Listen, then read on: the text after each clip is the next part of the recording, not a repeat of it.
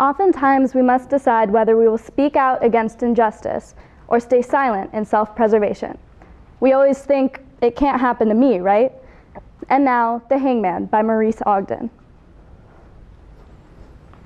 Into our town the hangman came, smelling of gold and blood and flame, and he paced our bricks with a different air and built his frame on the courthouse square.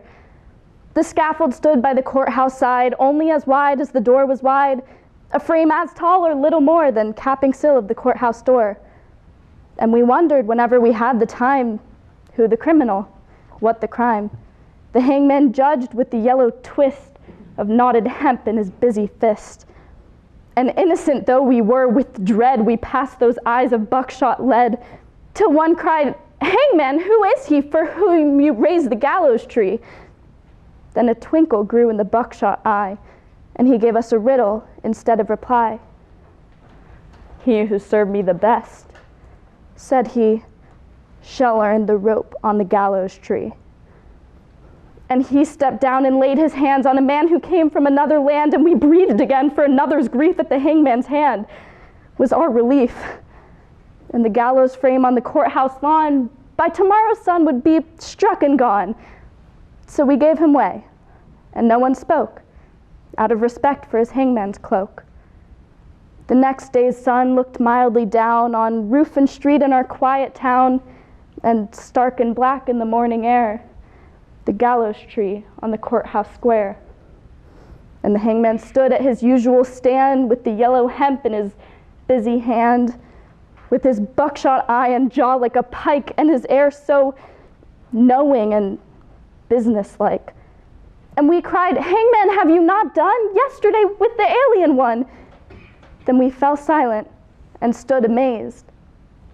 "Oh, not for him was the gallows raised." He laughed a laugh as he looked at us. "Did you think I'd gone to all this fuss to hang one man? That's a thing I do to stretch the rope when the rope is new." Then one cried, "Murderer!" One cried, "Shame!" And into our midst the hangman came.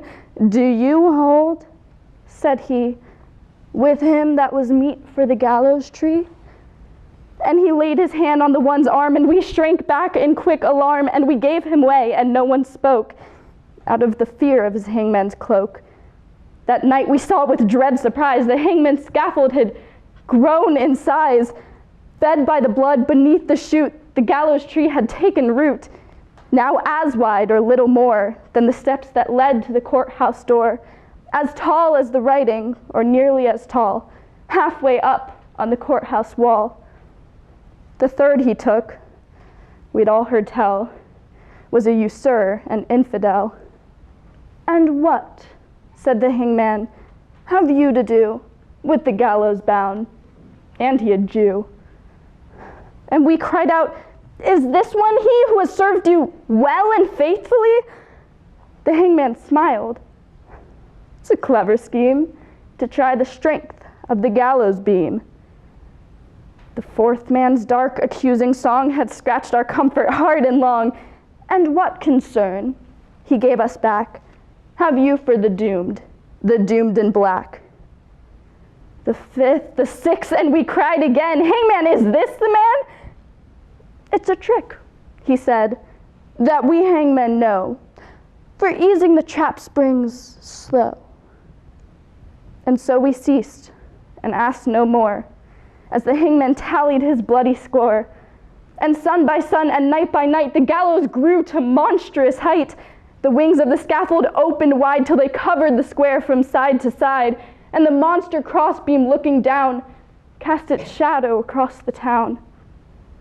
Then through the town the hangman came and called in the empty streets my name.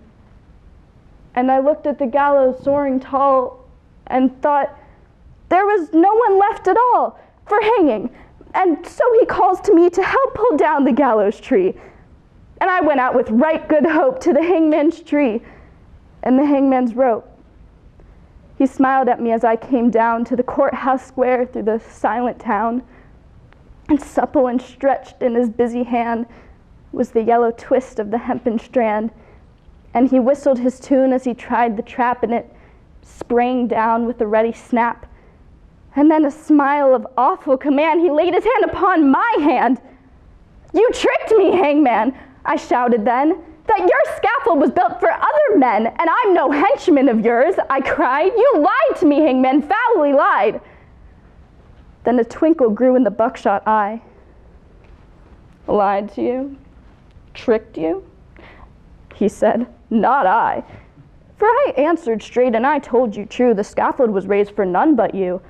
For who has served more faithfully than you with your coward's hope?" said he.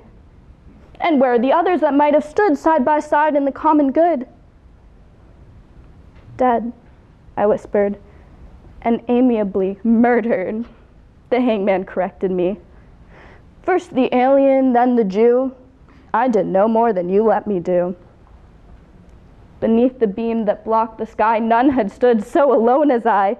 And the hangman strapped me, and no voice there cried, "Stay!" for me in the empty square.